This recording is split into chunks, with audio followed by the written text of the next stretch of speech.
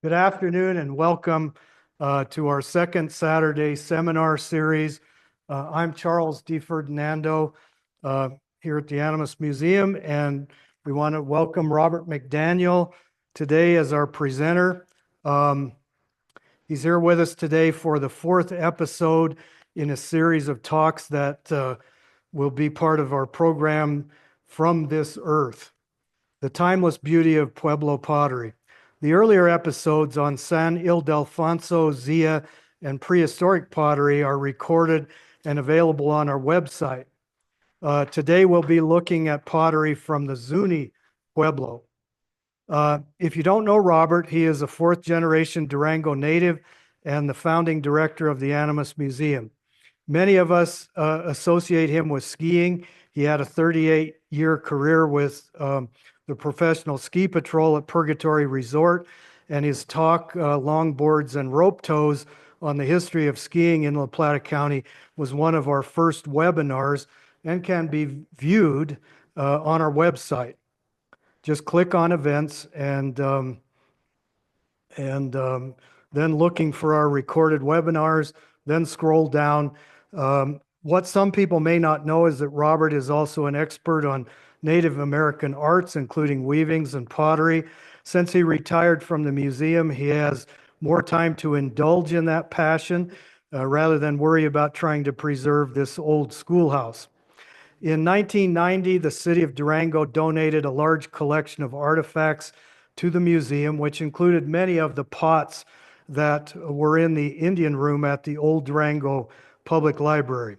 There are some amazing pieces, and again, we are really happy to have this opportunity to work with Robert to better document and showcase this part of our collection. This is a hybrid event today. We are live in the classroom and also streaming on Zoom, and we're recording this talk. Please bear with us as we work out the kinks with doing this hybrid program. We've got new technology. They're tough to do sometimes, especially in this old building.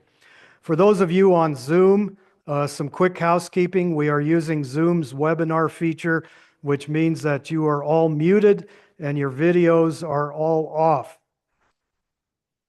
At the bottom of your screen, and you may need to mouse down to see it, there are some icons. We will be using the chat function today to communicate with you. If you have an immediate issue or questions, please click on the chat icon as we will be monitoring that.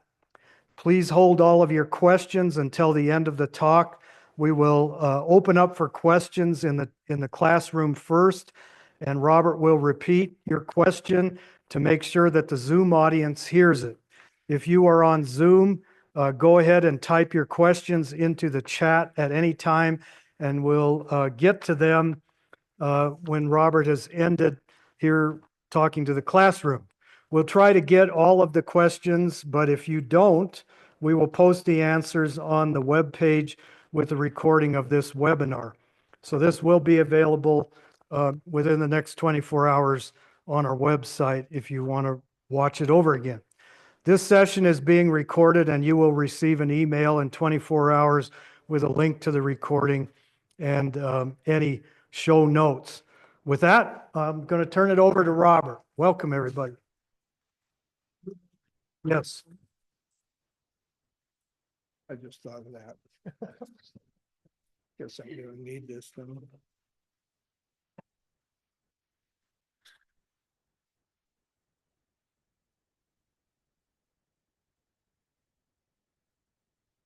Can you hear me, Susan? Okay. Let me move this out of the way. Well, thank you all for coming today. And thanks also to all the people who are joining by Zoom.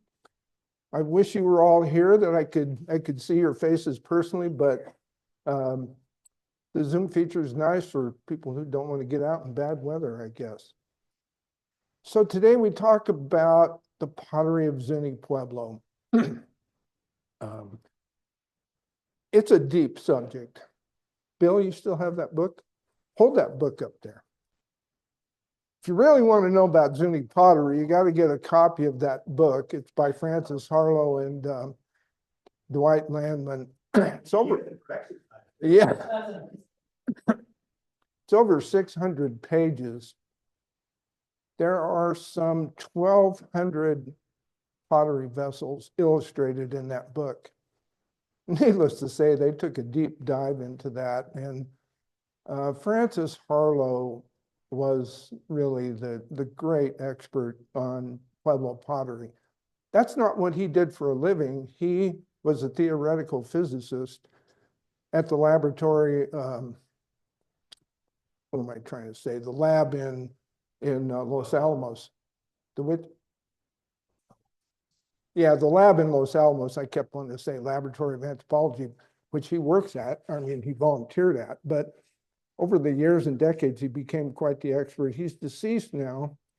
You could do a whole program just on Francis Harlow, fascinating man, but it's incredible to me the amount of research and effort that they took to write up that volume. And there are other volumes that they've done on Pueblo pottery. Acoma, Santa Ana, Zia, I think are the big ones. Find my clicker here. If I can get the clicker to work.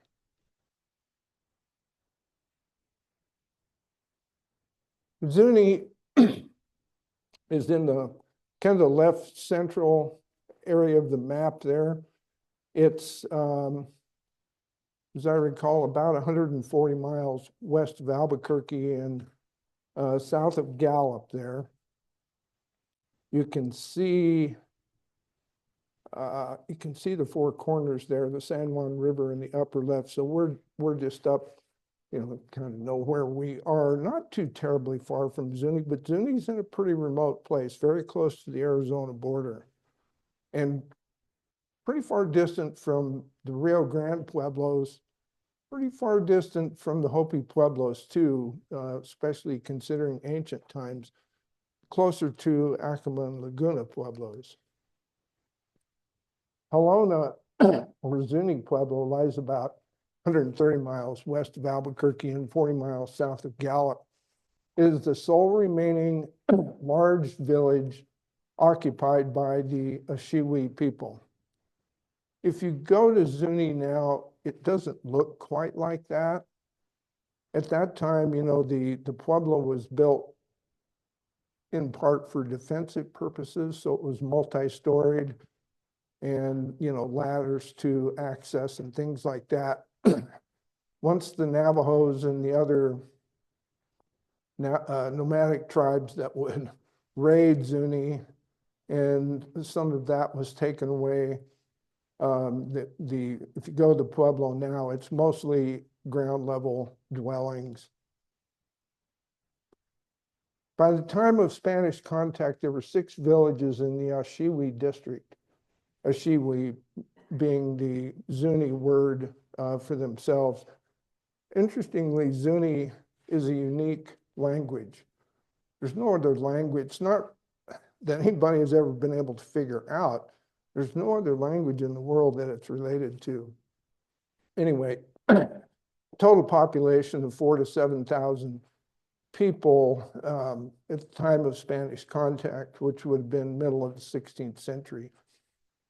Conflicts with the Spanish, raids by nomadic tribes, and European diseases reduced the population to about 2,000 by the early 1600s.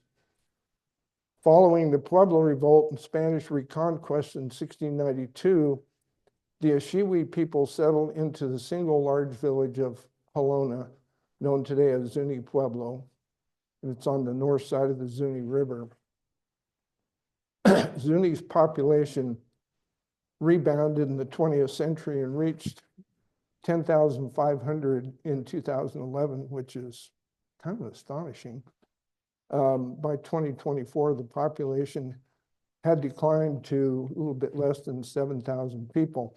Not sure why that would be. I don't know if the COVID pandemic wreaked havoc at Zuni. I spent a little time looking at population figures for some of the different pueblos. I got a lot of lot of different numbers. So there seems to be some difference of opinion as to exactly how many people live in some of those pueblos. But Zuni is either the largest of the pueblos by population or the second largest, depending on who you believe. You know, I tried to put some different pots in some of these different slides. Usually they're going to relate to what I'm talking about, but like in the case of this slide, that pot doesn't have any real relation to what I'm talking about there, but I just want to include some so you get a sense of what Zuni pottery looks like. Zuni polychrome and its immediate antecedents. A Shiwi polychrome, which was made from, shortly after the Reconquest to about 1760, succeeded Hawiku polychrome in the aftermath of the Pueblo Revolt of 1680. A quick word about pottery types. Pottery types, scholars like to categorize pottery like that into different types in terms of the materials they're made out of, the forms, the paste, and which is the materials they're made out of, and the decoration and things like that. It makes it useful to study pottery, but of course the potters weren't saying, okay, today we're going to make some Shiwi polychrome. And, next year we're going to start making Kayapqua polychrome. I mean, it's not something they consciously thought about, but scholars do that thing with pottery types. So there's an example of a Shiwi polychrome, notable in its form, very different from those other two pots. It has a distinct base, a mid-body bulge, and the kind of slanting upper part of the vessel, no neck. Kayapqua polychrome, which was made from about 1760 to 1840, 1860, emerged from a Shiwi polychrome with changes manifested in jar form, design styles, and layout. The transformation from Kayapqua polychrome to Zuni polychrome, which we date from 1860 to the present, that Zuni polychrome, was more gradual than that of a Shiwi polychrome to Kayapqua polychrome.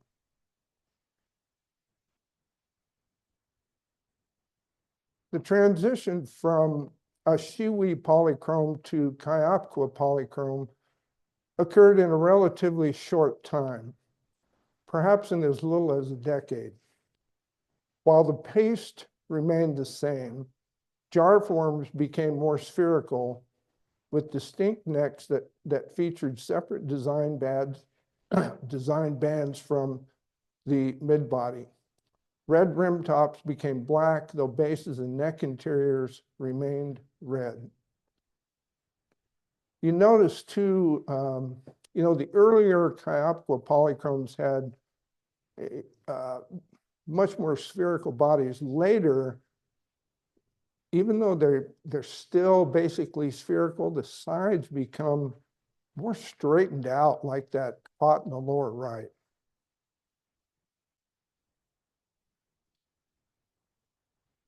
We're obviously talking about pottery today, but we bring into it a little bit of history, especially about some prominent families in Southwest Colorado, and talk a little bit about ethnology and things like that too. But three of the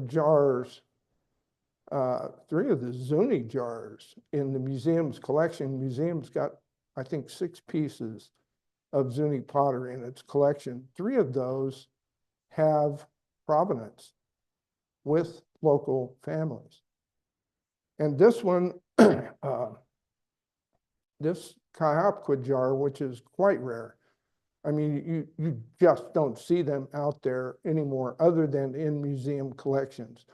They are not in the galleries. You don't see them in the auctions. You just don't see them out there. So we're very lucky to have that jar.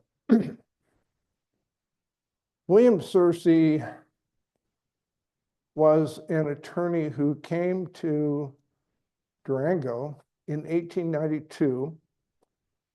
He later became the district judge. I think he was elected first in 1912 and became a very distinguished jurist in the San Juans here. Died of a heart attack in 1933. I think he was only in his 60s, but his wife was a very prominent citizen too. Helen, her last name had been Boston. Her father was an early photographer here in Durango, and one of the best of the professional photographers, and the museum has quite a collection of his early photographs. But she, they got married in 1897, moved to Silverton. He had a law practice up there, and they didn't move back to Durango until 1912 when he was elected district judge. But she is a kindred spirit because she was a historian and was probably the leading light in putting together Pioneers of the San Juan Country, which was a four volumes of history and stories of people and families of this area. And it's kind of our Bible of local history. She helped organize the local chapter of the Daughters of the American Revolution and became one of its first regents. So she was, and she was involved in a lot of other civic things. So they were kind of I don't want to say a power couple, but definitely became one of the first families in the Durango area. They were also charter members of the Electra Lake Sporting Club, and which was founded in 1910. And at that time, of course, they were still living in Silverton. And I believe a lot of the charter members of the sporting club were from Silverton rather than Durango. This jar, Searcy actually inscribed in pencil on the base, which you can barely read from where you are. So I transcribed it, put it into script, which makes it hard for you to read, but it says, from Trading Post, near Farmington, New Mexico, by W.N. Searcy, January 1898.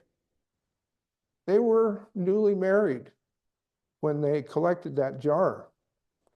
They're living in Silverton. They got this thing in January in Farmington, somewhere near Farmington. The Denver and Rio Grande had not built its railroad extension down to Farmington yet. That was 6 or 7 years into the future. So, there was a rail line between Silverton and Durango, obviously, but they would have had to have gone by horseback or buggy or something like that down to Farmington for goodness knows what reason in the middle of the winter and collected this pot. There's no record of which trading post he collected this at. I was telling Susan when I was doing this research that somehow I got it in my head that they collected it at Gallegos Canyon Trading Post, but that's a pretty good distance from Farmington. It's on the old road to Albuquerque. It's out in the boondocks now, out on the Navajo Reservation. You lovers of weaving might know that Trading Post, Bill Simpson, he was married to a weaver who wove those single figure yay weavings. I don't know if you've seen the Villette's book on ceremonial figures in Navajo weaving. Anyway, that Trading Post, but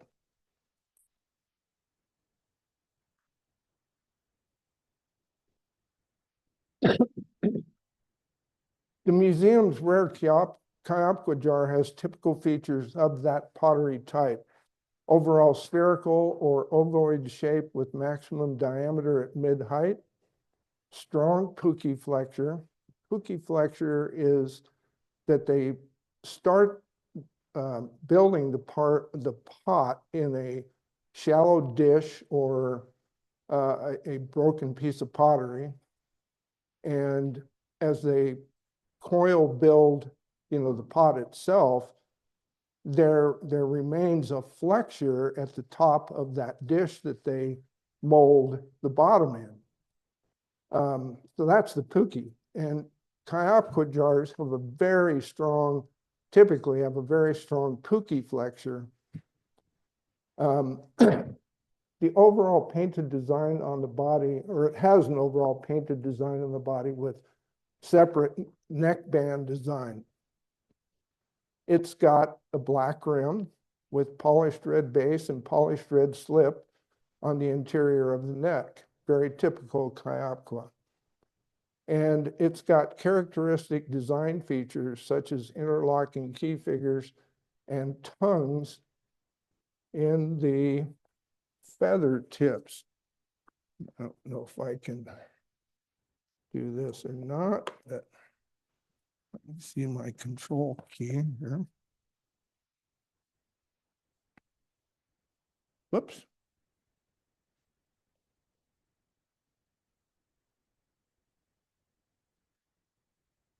I can't see. See these tongue features right here on both sides? That doesn't seem like much of a design feature, but it's a holdover from the previous Ashiwi polychrome. But the obvious thing about the design on this pot is that Thunderbird, inverted Thunderbird, and not uncommon on Zuni pottery by any means, but never seen one quite like that.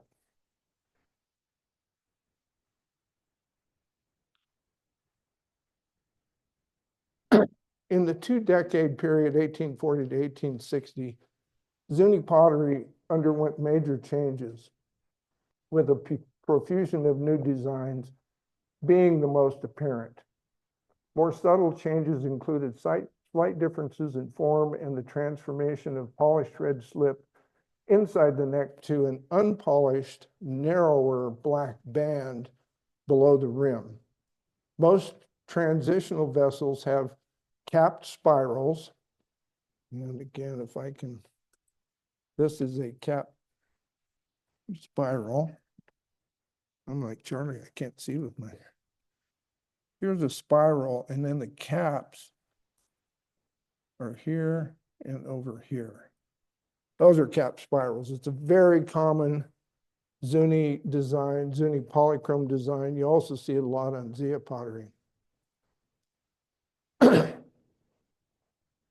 More subtle changes included slight differences in form and the transformation of polished red slip inside the neck to an unpolished, narrow black band below the rim. Most transitional vessels have cap spirals, which I guess I reread some of that, which appeared around 1840 as the main design feature. The cap spiral maintains a dominant position in Zuni pottery decoration to this day. The heartline deer, or sometimes they look more like elk or antelope, in a, quote, feather house motif was apparently introduced about this time and became one of the most popular and recognizable Zuni polychrome motifs.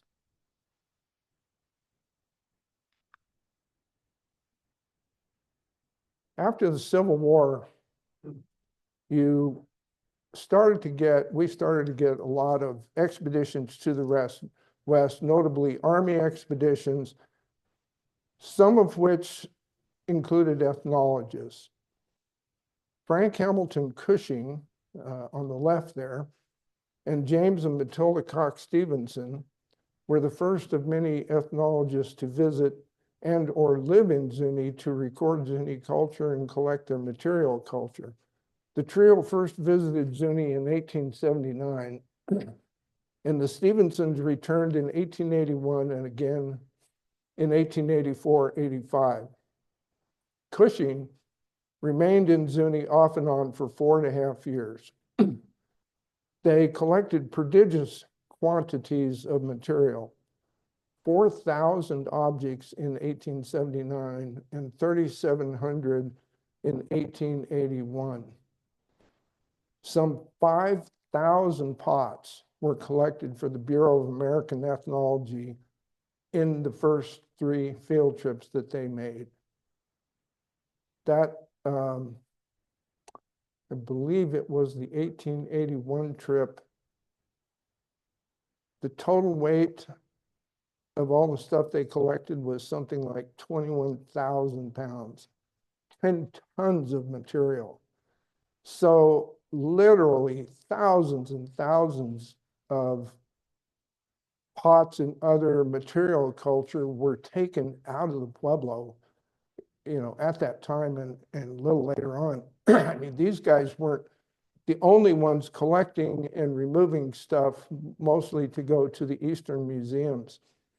Interesting, in 1879, they were building one of the transcontinental railroads, which came into Las Vegas, New Mexico, bypassed Santa Fe down to Albuquerque, all the way eventually to Los Angeles. But in 1879, the railhead was only at Las Vegas, New Mexico.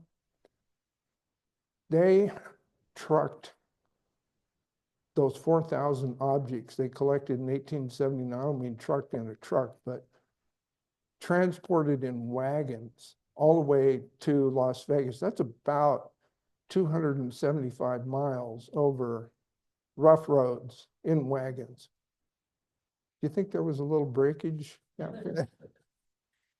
By 1881, the railhead had progressed to Gallup, so it was only 40 miles that they had to transport the stuff. There were some real consequences to that much material. Whoops. Okay, how come I'm not advancing here?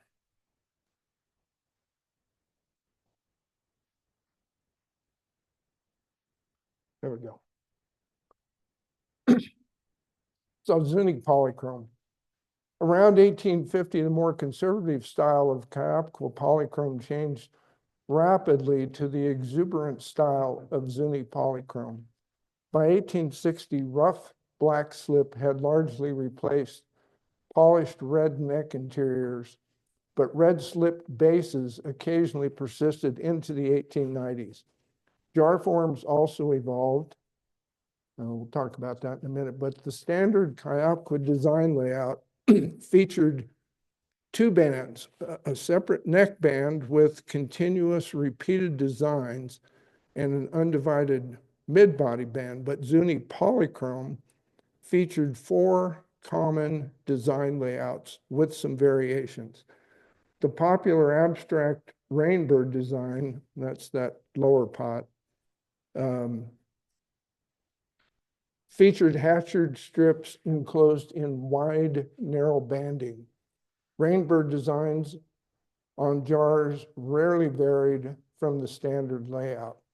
So you can see with those line drawings how the jar form really changed from Kayapqua to Zuni polychrome. Notably, the position of maximum diameter moved from about the mid pot or mid jar up to a higher shoulder. Interesting with these, see if I can do this.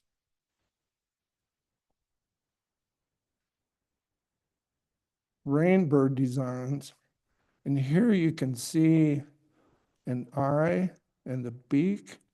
It's a very abstract bird design. It's not easy to picture it, but see this little crown feature here? There's one down here and also one in this spiral up on the rim. Those weren't always present, but the other aspects of that rainbird design almost never varied. In fact, you'd have to take two different pots with that design and look at them closely to see variations in that. Uh-oh. Okay, what happened here?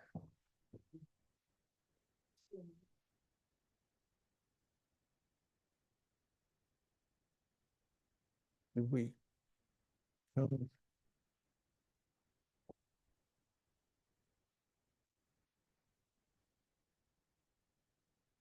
What that?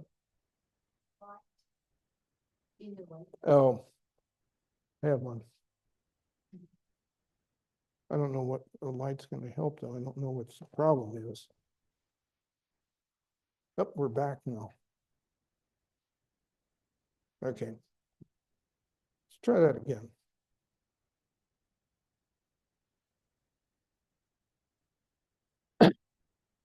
This is a late 19th century Zuni polychrome that's part of the Durango Public Library collection.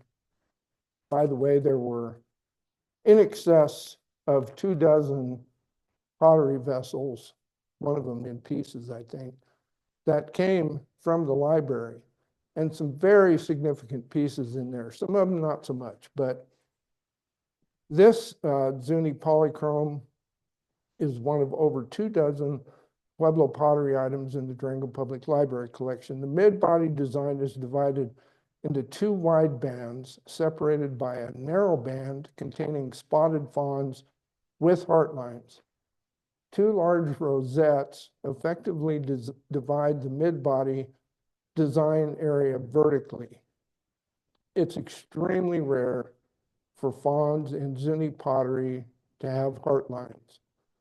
And in fact, Harlow and Lamman point out in their book that of all the pots that they examined for this book, only one of them had fawns with heart lines. So pretty rare pot that the museum has that came from the library. And you can see that in the detail there.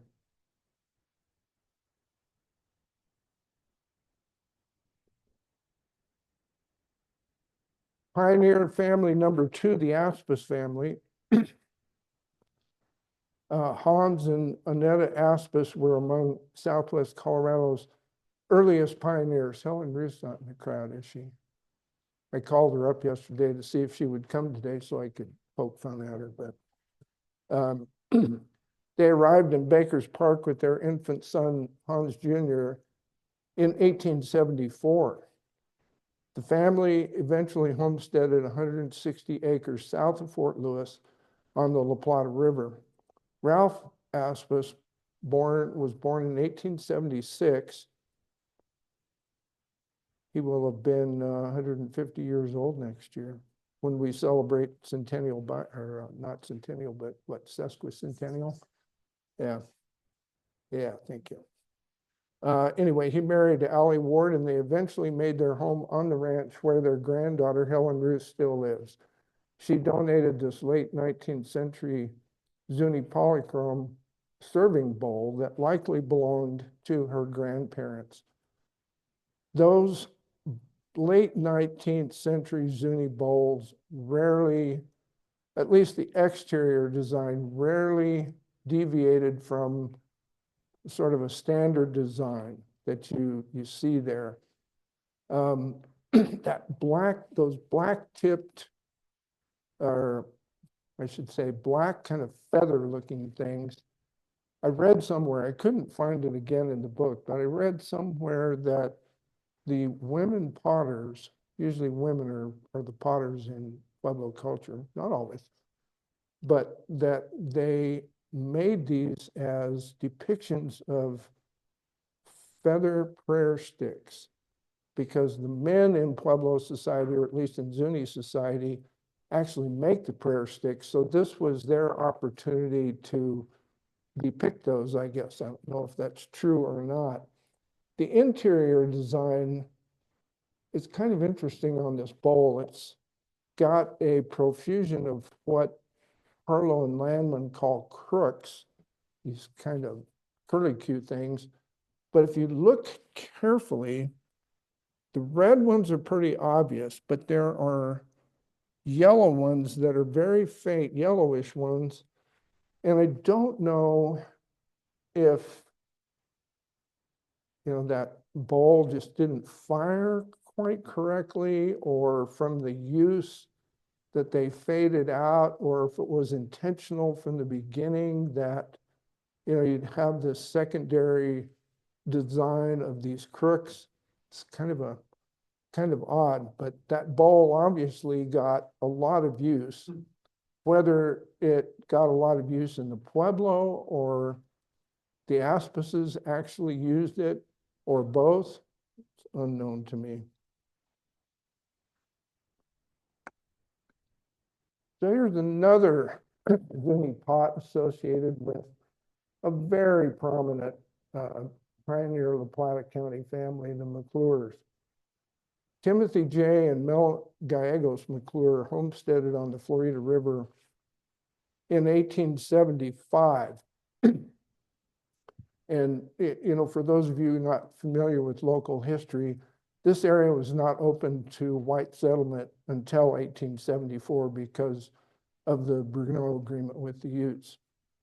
So when families came in 1874 and 1875, that's as early as you get for permanent settlement.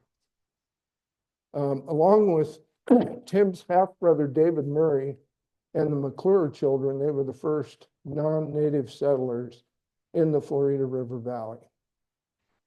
Dean Winkler, who donated his this Zuni jar to the Animas Museum in 2011, said that he inherited the jar from his grandmother, Mella McClure Bolick, which would be Tim and Mella's daughter. And he remembers it sitting in her living room. The jar shows a great deal of wear from use, again, either in the Pueblo or in the McClure home. This isn't the best of the Zuni pots that the museum has. These designs in these diamonds on the neck are a little odd. They're the negative design produced by that interior red paint that's inside those diamonds. It's just kind of amorphous. I couldn't find anything in the book that helped explain that. So it's a little bit of an odd jar.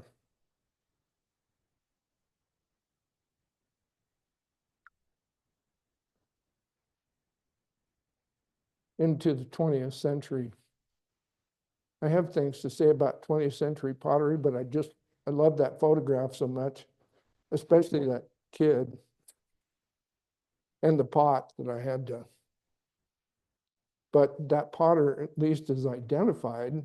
She was one of a handful of semi-professional potters at Zuni in the 20th century.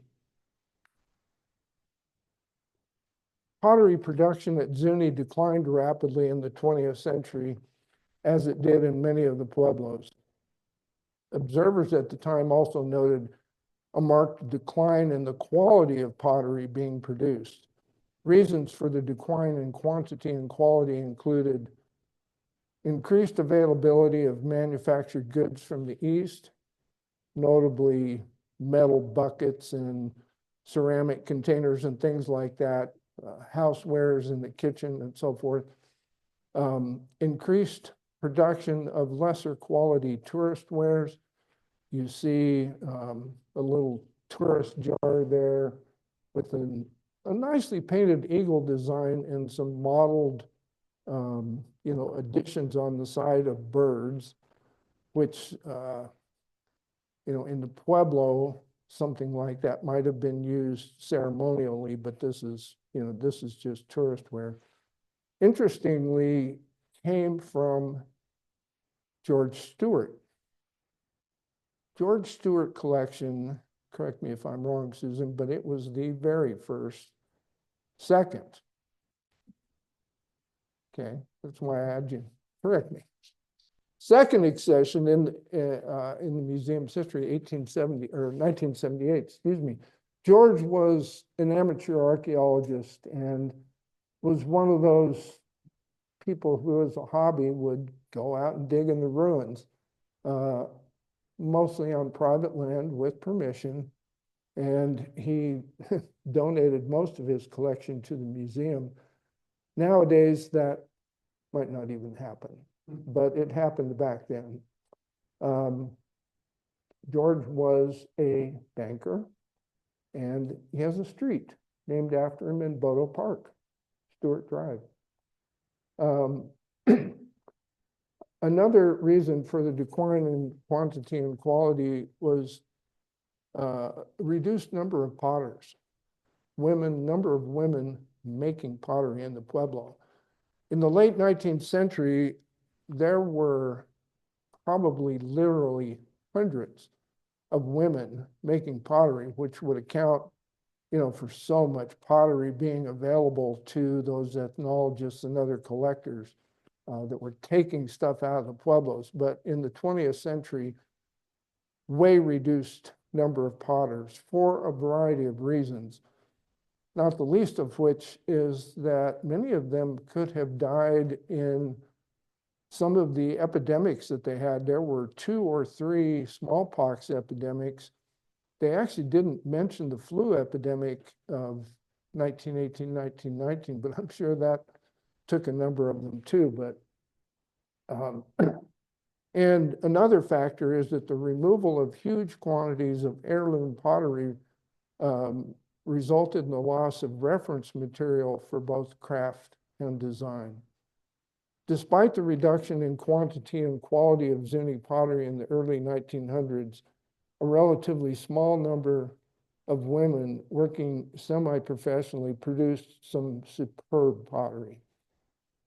Among those professionals were Catalina Zuni, Saya Titsa, Juanita Massey, and I'm not even going to try to pronounce that last name there, but you see a picture of her, the great pot on her head.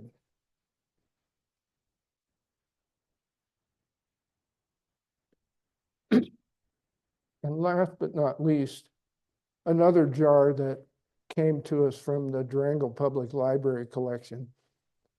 Sadly, I'd say most of that material that came from the library had no provenance. There were very few records kept of who had donated those things. And there's everything from World War I uniforms to a big doll collection, all kinds of stuff. Understand that the Durango Public Library served as the museum in town before this museum was founded. And there were some other attempts to establish museums in Durango, but the library was pretty much the place, and they didn't have a ton of stuff, but they had everything from soup to nuts, it seemed like. But a great Pueblo pottery collection and some nice Navajo weavings too. Changes in Zuni pottery after 1900 primarily involved changes in decoration and form, but not materials. The removal of thousands of vessels by ethnologists and other collectors in the late 19th century deprived early 20th century potters of important design references. As a result, new designs on pots like the one at right began to appear by 1910. Changes in form included such features as the elimination of any evidence of puki flexure by about 1920. And this pot dates to about 1920, and you can sort of barely detect a little puki flexure in it, but for the most part, not. In addition, many completely new forms were introduced.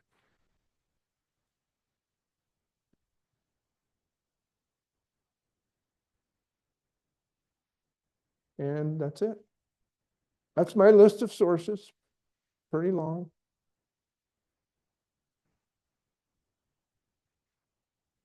"45 minutes.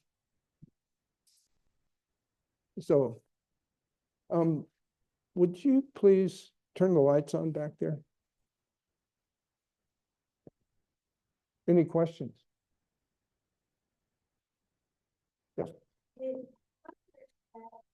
The clans have their own clay sources. Do they? Well, did they? Yeah, the question is, did different potters or clans have their kind of their own clay sources? I don't know for sure, probably. If you look at the paste of Zuni pottery over a long period of time, there are several different colors and textures of paste. And the paste, of course, is the clay body mixed with tempering agent. And usually the tempering agent in Zuni pottery is crushed potsherds. And it's been written that a lot of the potters preferred potsherds from prehistoric pottery, sort of, incorporating the spirit of their ancestors into the pot. But they also used sand as a tempering agent.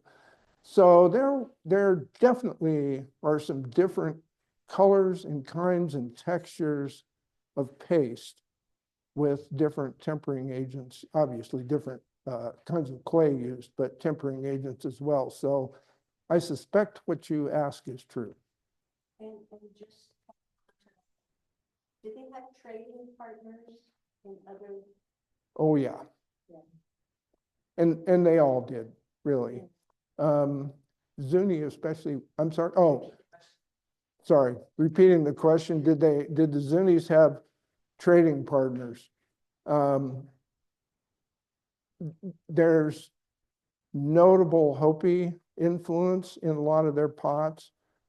They, Zuni Pueblo and Acoma Pueblo are pretty close in distance, even though they're separated by those badlands down there, that the volcanic fields from Mount Taylor and all of that. What do you call it? What's the name of the badlands down there? I can't remember. I'm sorry? Yeah, El Malpais, badlands in Spanish. Anyway, there was a trail through there, and they most definitely traded back and forth. It was a pretty, and I don't know if I'd say fluid situation with exchange among the Pueblos, but there definitely was a lot of trade. As a result of the Pueblo revolt in the aftermath, a number of Puebloans from a lot of different Pueblos went up into the Navajo homeland, the Dinétah, in the southern tributaries of the San Juan River, Frances Canyon, Lahara Canyon, Gobernador Canyon, I can never say that, Largo Canyon, all of those places.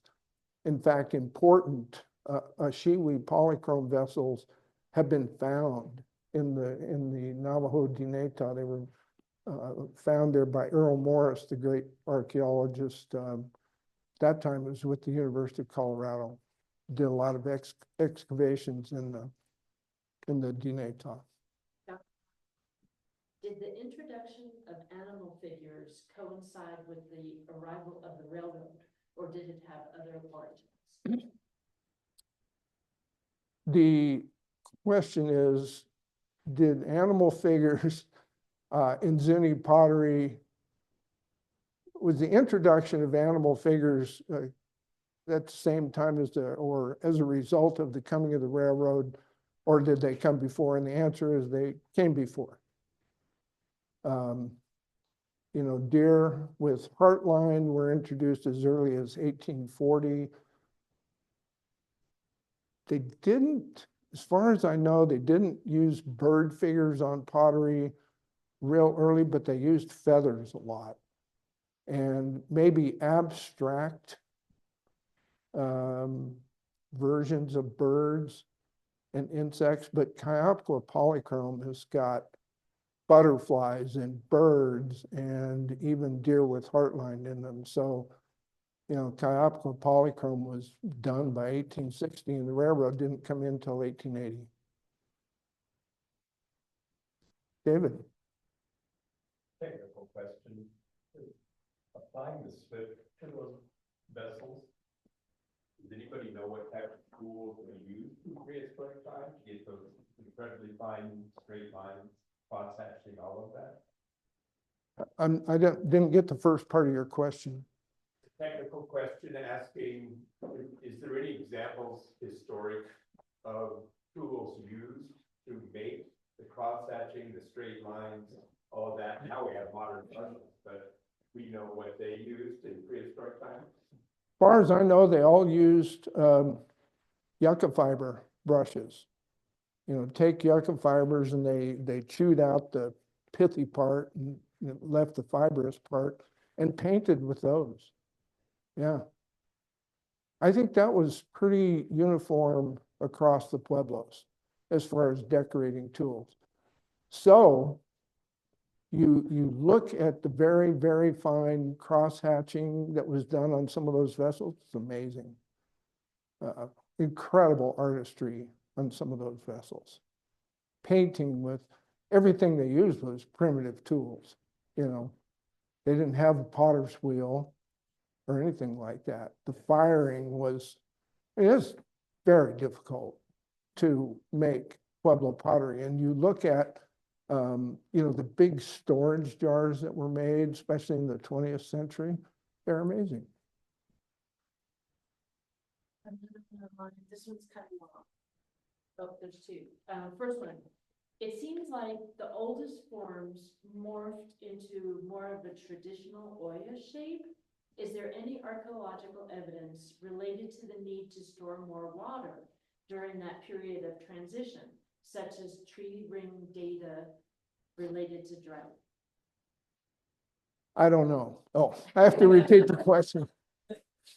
The question is there any archaeological data that sheds light on how vessel forms changed with regard to whether they needed to store more or less water? I would say this, that all these Pueblos lived in a semi-arid climate. So water was always a precious thing. Now,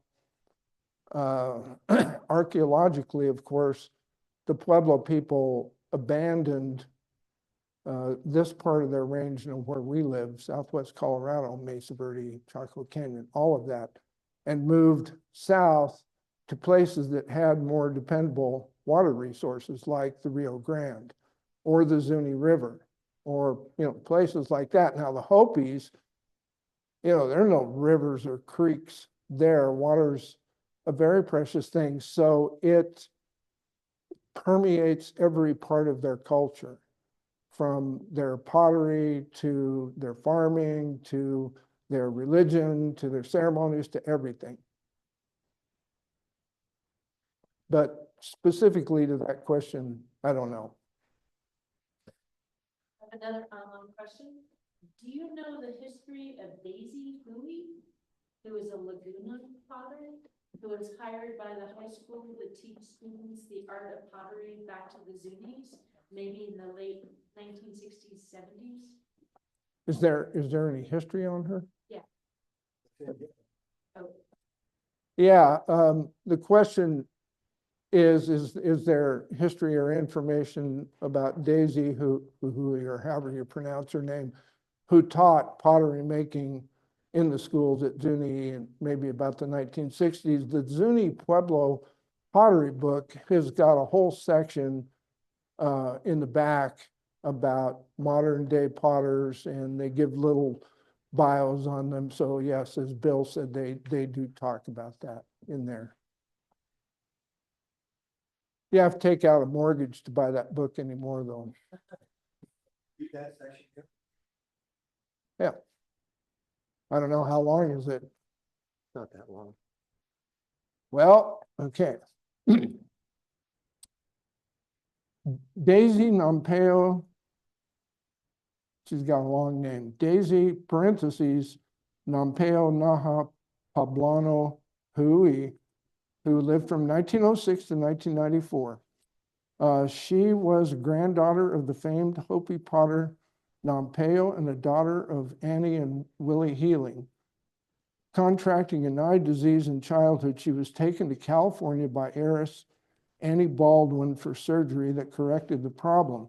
Later, with Baldwin's support and encouragement, Daisy went to Paris to study at the École des Beaux-Arts, School of Beaux-Arts, I guess is what that is, and traveled the world in luxury with Baldwin. She returned to Hopi about 1930, made pottery in the Hopi Sityatki revival style, married Neil Naha, and had 3 children. Between 1935 and 1939, she assisted in the Peabody Museum's excavations at Zuni Pueblo, accumulating a notebook of designs from the pieces she saw. In 1939, she married Zuni jeweler Leo Poblano and moved to Zuni. She produced some silver boxes inlaid with stone mosaics. After her husband's accidental death in 1947, she married Sidney Hui, another Zuni jeweler. Among her many accomplishments at Zuni was one that had particularly long-lasting significance from the 60s until 1974. She continued the tradition begun by Catalina Zuni of teaching pottery making to students at Zuni High School. After retiring from that role, she continued to teach pottery making, mostly to older women in her home. There you have it. Thank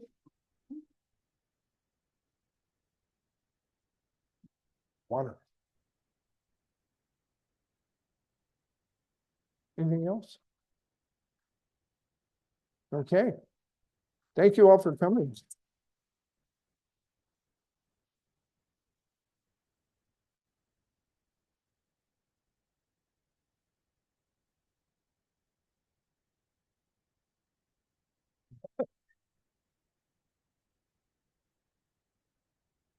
Well, thank you, Robert, and thanks everyone for coming. It's time for self-promotion. A little shameless promotion here. The museum, as always, is open to the public on Tuesdays, Thursdays, and Saturday from 10 to 4, and Wednesday and Friday from 1 to 4. Our next event is going to be on Saturday, March the 29th at 1 p.m. We're going to host Fort Lewis College professor, Dr. Ana Diaz Colosas, and she will be sharing a program centered around a rare corrido or traditional Hispano ballad from a community member's personal collection, Cosme Pacheco. It tells us the story of a unique music piece never performed after it was written in 1887. Come and get a glance at the past of Huerfano County and the Spanish-speaking heritage in Southwest Colorado. There will be no charge for this in-person only event at the museum. It will not be recorded. And so you got to come here if you want to participate. More information will be on our website, and we'll have some social media posts. In April, our second Saturday seminar series, which is what you're at today, will be on April the 12th at 1 p.m. It's going to be Ed Horvat will be doing a John Fielder type presentation called La Plata County Then and Now. He's going to be comparing historic photographs with images of the same sites taken today. There is no charge for this program, which will be recorded. And if you want to watch it on Zoom, of course, you need to register on our website. More information, again, will be on our website through e-blasts and social media. To keep up with us, please join us. Members only get access to our online catalog database, and you can sign up on our website. Visit our website for more resources. Subscribe to our e-blasts. Follow us on Facebook. Like us on Instagram. And if you would like to see continued programming like this, Be sure to hit the donate button on our website or hit the donation jars on your way out today. Thanks again for coming. Have a great weekend.